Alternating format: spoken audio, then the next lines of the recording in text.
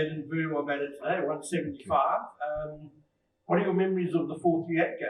You tied Herschelle's exact score, high score by South African at the Wanderers, and I guess it had a similar sort of feel to it today. Yeah, I think his was probably a lot better than mine today in the situation of the series and things like that. But obviously watched that game when I was young and growing up, and it was a great innings to watch. So to be able to sort of have, I suppose, scored the same amount of runs as him in a game is it's relieving, and it's a grateful moment for me. I don't know if you were also at hungover today.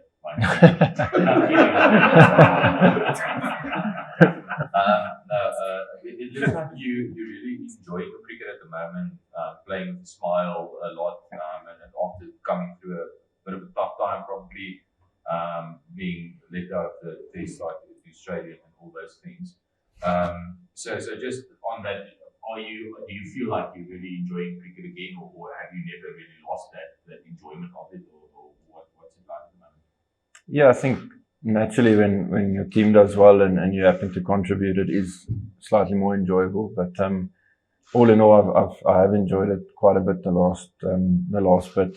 I think it's a great team, both formats, red ball and white ball. Great bunch of guys and great guys to spend a lot of time with. So off the field, it's been great. On the field, we're slowly but surely getting there and showing some good signs as a team. And I think all of that added up together has made it quite enjoyable to be a part of.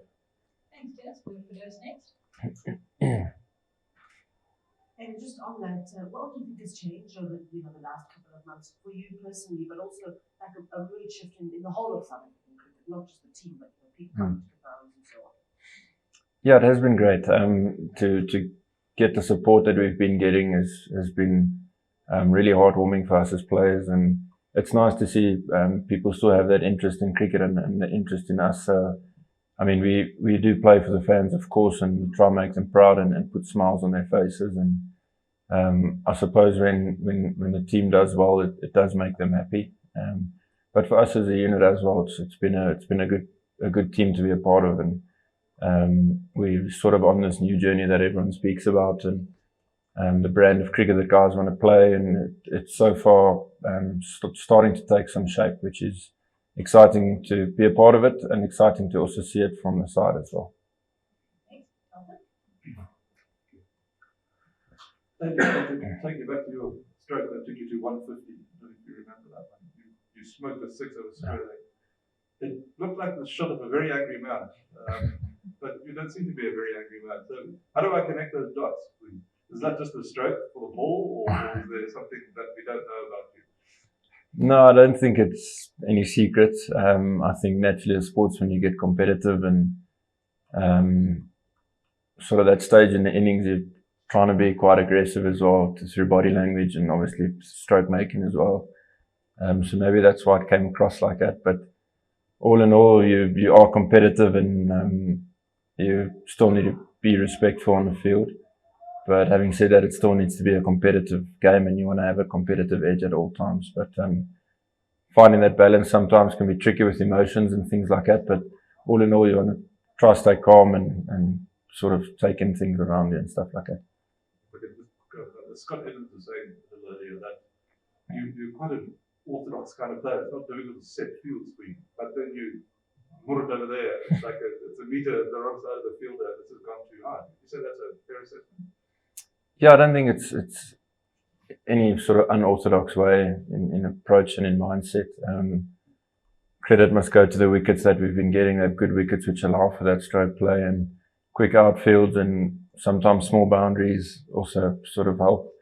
But yeah, I try to keep it quite orthodox and back the things that I've always done. And then if conditions don't allow for that, then I suppose you have to try something, and there's no point just keep doing the same thing and getting it wrong. So when conditions are really tough or when bowlers are really executing well, then I suppose it calls for a slight change in game plan. But besides that, I think to try keep it simple and keep sort of good cricket shots at the front of your mind at the end of the day.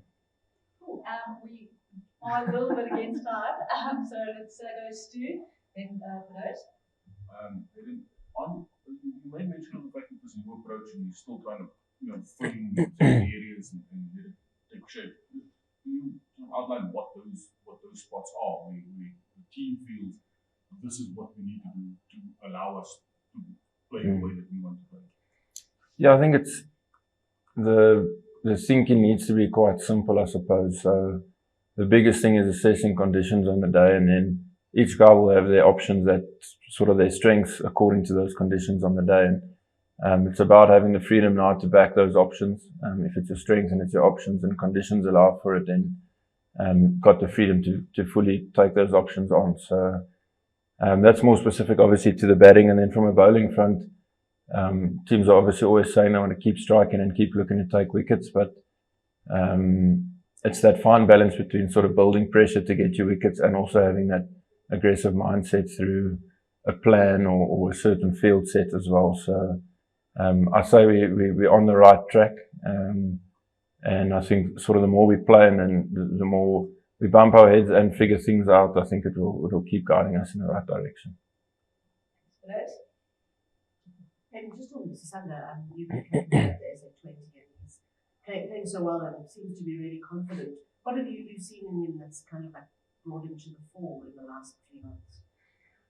I think it's just with CC, he's a very basic guy, and if he's got backing, then he's gonna break his back for you, and that sort of way is how he approaches things. So I think he's felt that backing. I think through a few performances, naturally a player feels that now they belong at this level and they can compete and win games at this level, which he has shown now quite a few times. And it's great for him to have these achievements that he's getting, especially through the bit of history that he's had in this environment. So the guys love him. He's great value in the change room, and when he does well, I think there's every guy in the change room is over the moon for him. Cool. We're going to take the last two questions. Then go to Ken, then Kenneth.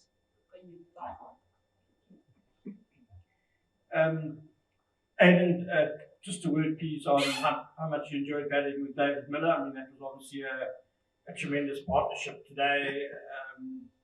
I think it was probably a bit tricky batting, sending to bat early on. So, I mean, that was the partnership that made the innings. And then if you could also just tell us, for you personally, the difference between how you felt at the end of 2022 and how you feel now, because it seems like there's been a dramatic upturn in your fortunes. Yeah, I think firstly with David's knock, I really hope that he does get the credit he deserves. He came in it's always those strange times where you're not quite sure how to gauge it. You're not sure how hard to go and things like that. And I think his experience guided him, and then he also has the ability, and his execution on the day was great. So I'm sure he'll get a lot of praise for that innings. It's a pity he didn't get 100 because I think he thoroughly deserves one. But the way he's playing at the moment is great, and he's probably in the form of his life. So to have him in our change room is a big blessing. But yeah, besides, I mean, end of 2022, I suppose, still was in a good space. Obviously, didn't go to Australia, but I understood those reasons, and those reasons were completely fair. So it was about sort of going back to Titans, trying to score runs, trying to get back in the team, and I suppose fortunately that 2023 has gone alright for now, and the team as well it's going okay for us. And like I mentioned, we're on a good journey, and if we can keep growing as a team and getting better game to game, I think that's where we're going to strive and be our best.